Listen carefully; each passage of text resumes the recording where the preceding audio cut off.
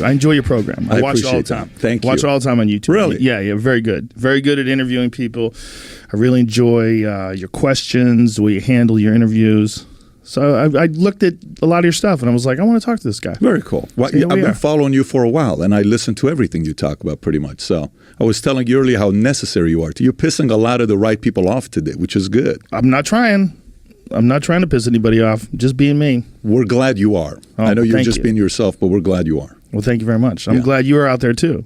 The world needs strong voices, people who have character and discipline, and people who have carved their way through this life. It's important. It's an important thing for young people in particular to see coming up, that you can be a person of character and discipline, and you can get far in this business with drive, and you can get far in life with drive, in all businesses, really. Do you think people can miss that? Like, do you think people can, maybe that was valued 50 years ago, but not today because they're confused today? You think that can happen? I think people are still the same.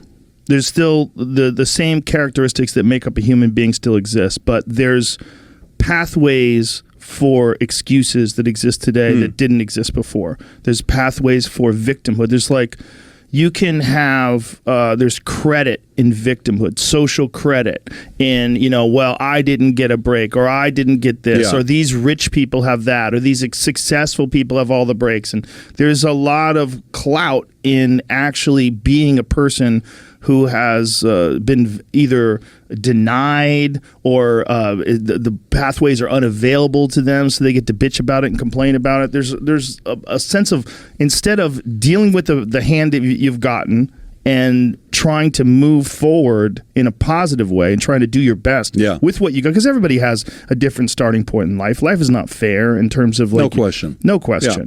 But some people look at what they got and they go, okay, this is what we got.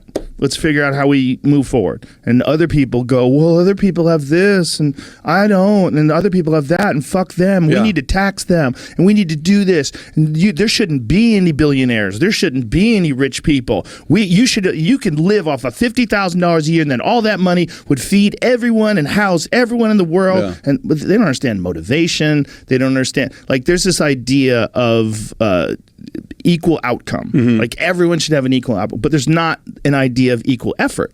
Like, equal effort is not a real thing. Hasn't that been proven? That doesn't work, though. Like, that's been proven, experienced multiple places, and we know it doesn't work. But it's still something that's being taught in universities. Yeah. It's Marxism, and that kind of leftist thinking is very common in universities. And the idea is that it hasn't been done right. And what you could say that would argue for that is well, democracy, obviously the Greeks had democracy and the Romans had democracy, but it eventually fell and turned into a dictatorship, right?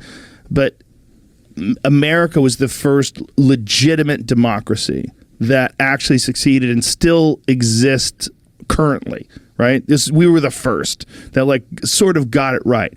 Maybe this could be the first socialist government that works.